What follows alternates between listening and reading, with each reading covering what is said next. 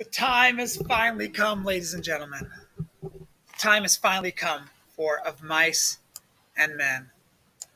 I'm so excited.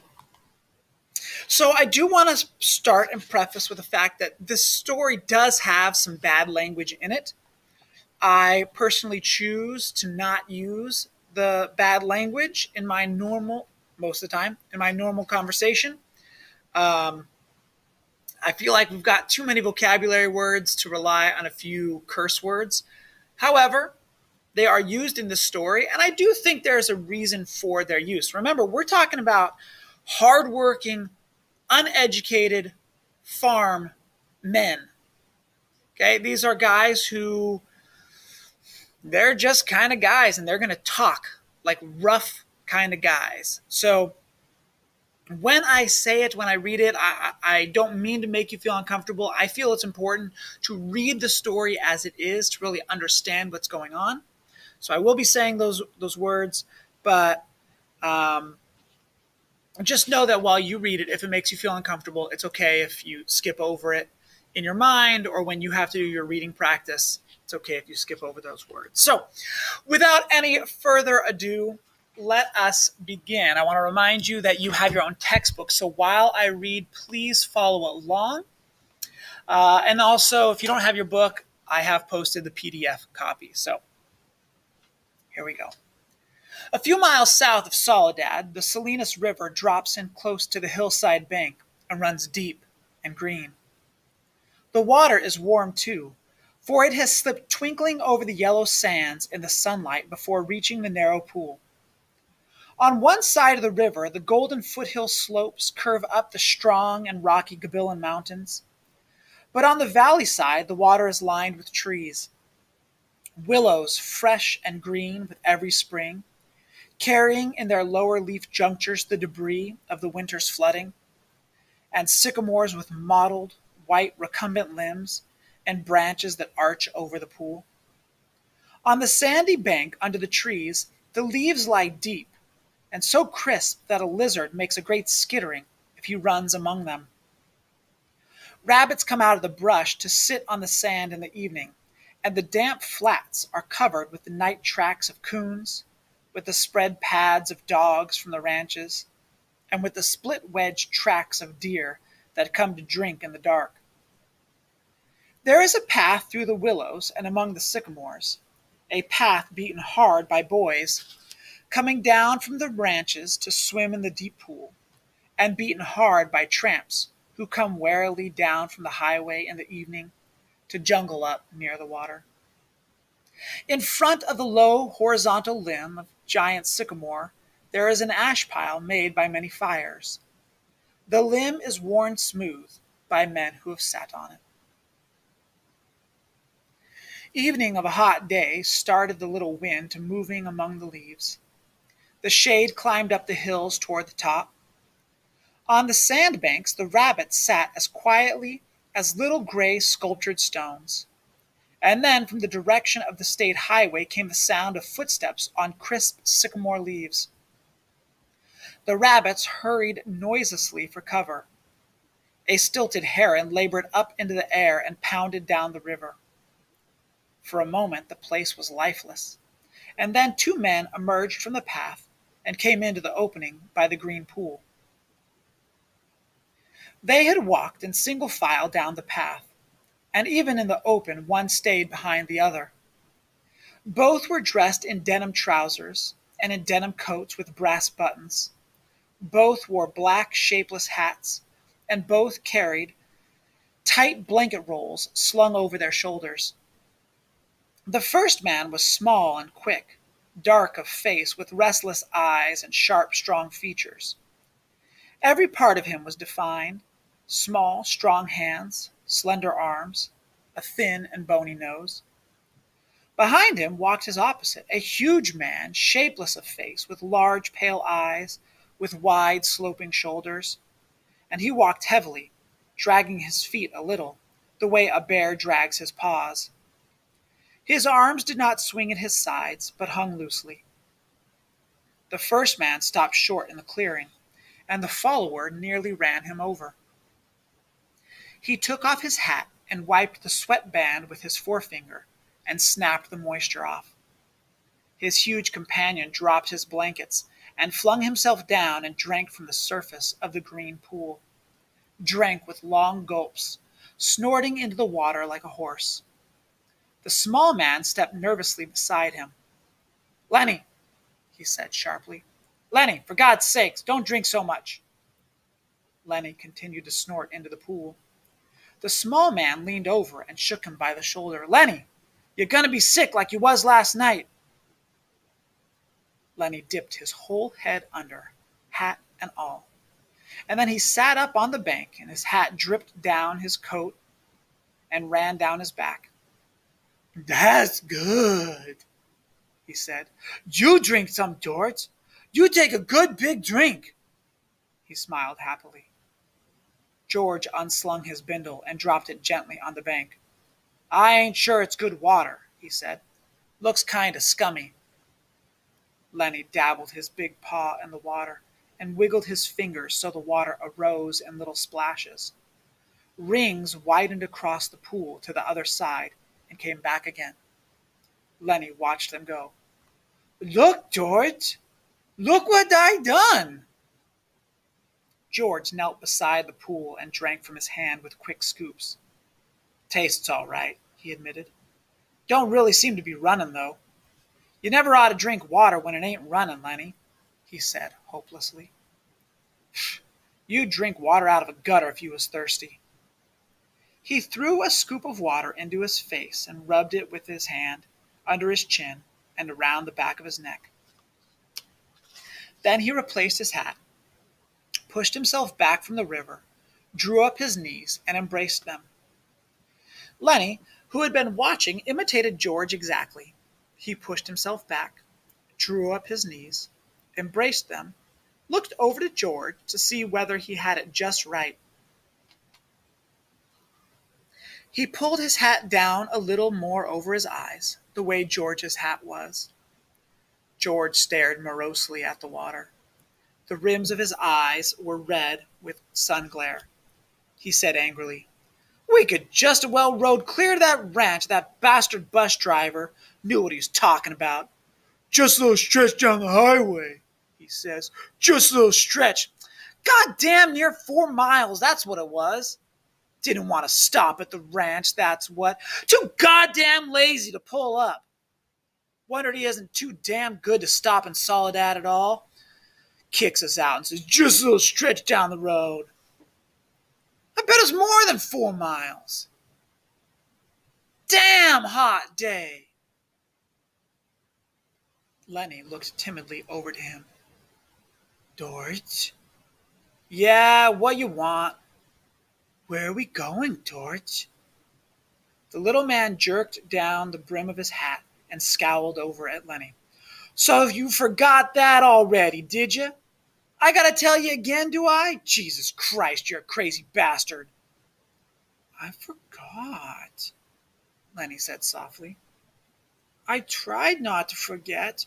Honest to God, I did, George." Okay, I'll tell you again. I ain't got nothing to do. Might just as well spend all my time telling you things and you forget them. And I tell you again." "Tried and tried," said Lenny. "But it didn't do no good." "I remember about the rabbits, George." "The hell with the rabbits. That's all you can ever remember is them rabbits." "Okay, now listen. And this time you got to remember so we don't get in no trouble. You remember sitting in that gutter on Howard Street and watching that blackboard?" Lenny's face broke into a delighted smile. "Why, sir, George, I remember that. But what'd we do then?" "I remember some girls come by and you say, the hell with what I says. You remember about us going into Murray and Reddy's and they give us work cards and bus tickets?" "Oh, sure, George. I remember that now." His hands went quickly into his side coat pockets. He said gently, "George, I ain't got mine. I must have lost it." He looked down at the ground in despair. You never had none, you crazy bastard. I got both of them here. Think I'd let you carry your own work card? Lenny grinned with relief. I thought I put it in my side pocket. His hand went into the pocket again. George looked sharply at him. What'd you take out of that pocket? Ain't a thing in my pocket, Lenny said cleverly. I know there ain't. You got it in your hand. What you got in your hand? Hiding it. I ain't got nothing, George. Honest. Come on. Give it here. Lenny held his closed hand away from George's direction. It's only a mouse, George. A mouse? A live mouse? Uh-uh. Just a dead mouse, George. I didn't kill it. Honest. I found it. I found it dead. Give it here, said George. Aww. Leave me have it, George. Give it here. Lenny's closed hand slowly obeyed. George took the mouse and threw it across the pool to the other side, among the brush. What do you want of a dead mouse, anyways? I could pet it with my thumb while we walked along, said Lenny. Well, you ain't petting no mice while you walk with me. You remember where we're going now? Lenny looked startled, and then in embarrassment hid his face against his knees. I forgot again. Jesus Christ, George said resignedly. Well, look, we're going to work on a ranch like the one we come from up north. Up north? In Weed? Oh, sure, I remember. In Weed. The ranch we're going to is right down there about a quarter mile. We're going to go in and see the boss. Now look, I'll give him the work tickets, but you ain't going to say a word. You just stand there and don't say nothing. If he finds out what a crazy bastard you are, we won't get no job. But if he sees you work before he hears you talk, we're set. You got that? Sure, George. Sure, I got it. Okay. Now, when we go in to see the boss, what you gonna do? Lenny thought. His face grew tight with thought. I ain't gonna say nothing. Just gonna stand there. Good boy. That's swell. You say that over 2, 3 times, so you sure you won't forget it. Lenny droned to himself softly. I ain't gonna say nothing. I ain't gonna say nothing. I ain't gonna say nothing. Okay, said George. And you ain't gonna do no bad things like you done in Weed, neither. Lenny looked puzzled. Like I done in Weed? Oh, so you forgot that too, did you? Well, I ain't gonna remind you. Fear you do it again. A light of understanding broke on Lenny's face. They run us out of Weed, he exploded triumphantly. Run us out? Hell, said George disgustedly. We run. They was looking for us, but they didn't catch us. Lenny giggled happily. I didn't forget that, you bet. George lay back on the sand and crossed his hands under his head, and Lenny imitated him, raising his head to see whether he were doing it right. God, you're a lot of trouble, said George. I could get along so easy and so nice if I didn't have you on my tail. I could live so easy and maybe have a girl. For a moment, Lenny lay quiet, and then he said hopefully, "We gonna work on the ranch, George." All right, you got that. But we're gonna sleep here because I got a reason. The day was going fast now. Only the tops of the Gabilan Mountains flamed with the light of the sun that had gone from the valley. A water snake slipped along on the pool, its head held up like a little periscope. The reeds jerked slightly in the current. Far off toward the highway, A man shouted something, and another man shouted back. The sycamore limbs rustled under a little wind that died immediately. "George, why ain't we going on to the ranch and get some supper? They got supper on the ranch." George rolled on his side. "No reason at all for you. I like it here. Tomorrow we're going to go to work. I seen thrashing machines on the way down. That means we'll be bucking grain bags, busting a gut. Tonight, I'm going to lay right here and look up. I like it." Lenny got up on his knees and looked down at George. "Ain't we going to have no supper?"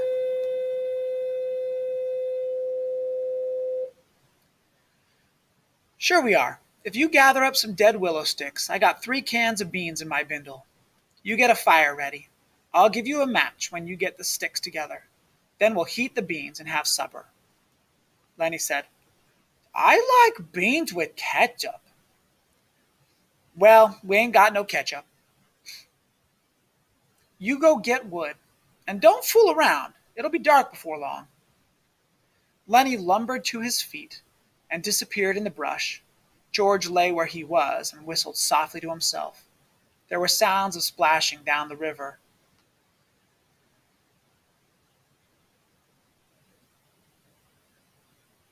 In the direction Lenny had taken. George stopped whistling and listened. "Poor bastard," he said softly, and then went on whistling again. In a moment, Lenny came crashing back through the brush. He carried one small willow stick in his hand. George sat up. "All right," he said brusquely. "Give me that mouse." But Lenny made an elaborate pantomime of innocence. "What mouse, George? I ain't got no mouse." George held out his hand. "Come on, give it to me. You ain't putting nothing over." Lenny hesitated, backed away, looking wildly at the brush line, as though he contemplated running for his freedom. George said coldly, "You going to give me that mouse, or do I have to sock you?" "Give you what, George?" And I think we will pause there for now. So let's go ahead and talk about some of this stuff. Let's actually go back here. So look at the first paragraph. It's so beautiful. We have all of these words. A few miles south of Soledad. So we get the location, right? The setting for the story. The water runs deep and green. And you might be thinking this water is green, gross. But this is like natural mountain water. And if you've ever been near an actual river or a lake or a stream, the deep water, there's a little bit of moss that grows on the rocks. But if it's so clear and you can see that deep green color, it's like an emerald richness, and it's so beautiful. You get the twinkling yellow sands. You get the strong and rocky Gabilan Mountains. You get the flowing, rolling hills that are golden in this evening sunlight. We get told the types of trees, the willows and sycamores, and if you don't know what those are, you could look them up and figure them out. The recumbent limbs, recumbent, great word. It means laying back. So these limbs are kind of laying low and kind of almost flat. The night tracks, and it tells all the different animals that come down by the water, the path beaten hard by boys, and you can just see this dirt path where you can imagine people walking and running along. We can see the ash pile where they have had fires night after night after night of just different people who come down, camp here. And this log that's been worn smooth by dozens and dozens of people who sit on this branch. It's imagery, and it's wonderful. And it just describes the setting so beautifully, so richly. You should be able to close your eyes, and you can see every little detail. You can hear the skittering sounds of the lizard running through the dry leaves. Just such a wonderful description. So we get great imagery there at the beginning of the story. Okay. All right. We also get some really good characterization. It starts off with this. They walked single file down the path. even in the open, one stayed behind the other. So normally, when you're walking with your friend, you tend to walk shoulder to shoulder when there is space. If you're walking down the sidewalk, you'll walk next to each other because you will talk back and forth and be equals and share that space together. But if you've ever seen little children, they usually follow their parents, one right behind the other. And we get the sense that these are not equals. Because even when there is space and it opens up and they could walk next to each other, they still walk single file. One follows the other. So very literally in this sense, one is following the other, but also a little bit more broadly, we have one character following the other character through life. And we'll figure out a little bit more about that in just a minute. All right. One thing to be aware of, and we've already talked about idioms, but looking at the dialect, and we get these phrases like, just a little stretch. Well, J-E-S is not a word, just. So when you read, you have to listen. How does the character sound? Because if I look at that word, I'm like, I don't know what just is. So I look it up in the dictionary, and there's nothing there, J-E-S. A couple of things I notice. We have the apostrophe, which tells me a letter has been dropped. So now I want to try and read it with a letter that should be there. Just would be a T, just. Because the word is just, J-U-S-T. But we don't say words like that all the time. We often get lazy. We say, it's just a little ways away. And our just becomes a just sound. So Steinbeck is writing in the dialect. You got to listen. Already, instead of already with the L, already, we get already. And then, of course, we get some grammatical issues as well. The hell with what I says, okay? You know, grammatically, it should be something more like, ignore what I have said. I don't know quite. But the point is, Steinbeck is capturing the way these men actually talk, the way they sound. So when you read these words, you have to listen. Listen to how it sounds, because sometimes you might not understand what the word is if you don't listen to it. And we see lots and lots of examples of the dialect, and we'll come back to that again and again. Okay, let's look at page 7 again. Page 7, George says, you ain't going to do no bad thing like you done in Weed, neither. We talked about Weed. It's a place. It's a city in California, Northern California. And Lenny looks confused and puzzled. And he says, like I done in Weed, what did I do in Weed? I don't remember. George says, oh, so you forgot that, did you? You forgot the bad thing you did? Well, I'm not going to remind you of the bad thing you did. I'm afraid, fear you do it again. I'm afraid you might do this bad thing again. So, and then it goes, Lenny says, oh yeah, they run us out of Weed. They chased us out of that city. Oh man, we were in so much trouble. They were going to kill us. And George says, yeah, run us out. Hell, we ran. They were looking for us, but they didn't find us. We were able to escape. So, here's the thing that critical readers have to do in this passage. 1, what is the bad thing that happened? I don't know. It doesn't say. But for right now, all I need to know is that Lenny did something that was so bad that George and Lenny were chased out of the city. If they had gotten caught, they might have been put in prison, or worse, they might have been killed. And so they had to run for their lives, and they just barely escaped. So here's what I do know. Something bad happened. Here's what I don't know. I don't know what Lenny did. So I'm still a little confused. And critical readers, that's okay to be a little confused. To kind of know bits and pieces of it, but to not know the whole thing. So that's just being a reader. So it's okay to have a little bit of that confusion.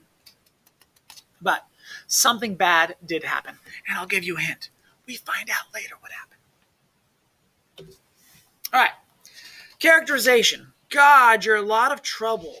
George says. And he goes on and says, I could get along so easy if I didn't have you hanging out with me, following along, being on my tail. I could have a girlfriend. Life would be so nice without you, George says. Well, that sounds like an absolute jerk thing to say. Could you imagine saying that to your friend or to your brother or your sister? Man, my life would be so easy if you weren't around.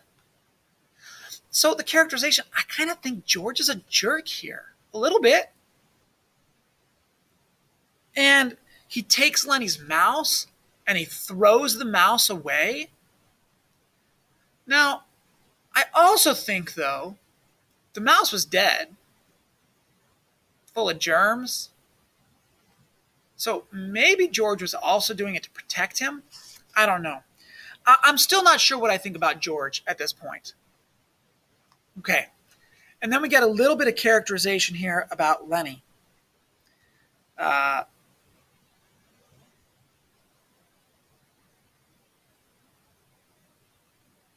Well, we haven't quite gotten to this part yet, but that's okay. Lenny says, I don't know where there is no other mouse. I remember a lady used to give him to me, but that lady ain't here. So what we have seen is that Lenny's mental capacity, he forgets the bad thing he did. He forgets where they're going. He forgets where they're going again. He's so proud when he does remember things. And here he says he doesn't know who this lady was. She used to give him, but she's not here. So clearly, the characterization we are getting here is that Lenny's brain does not work quite right. So that's kind of the start. And because it is what it is, we're going to go ahead and stop here for now, and we will finish the chapter another day. So I hope you are enjoying it so far, but we're going to call it quits. So we'll talk to you later. Bye.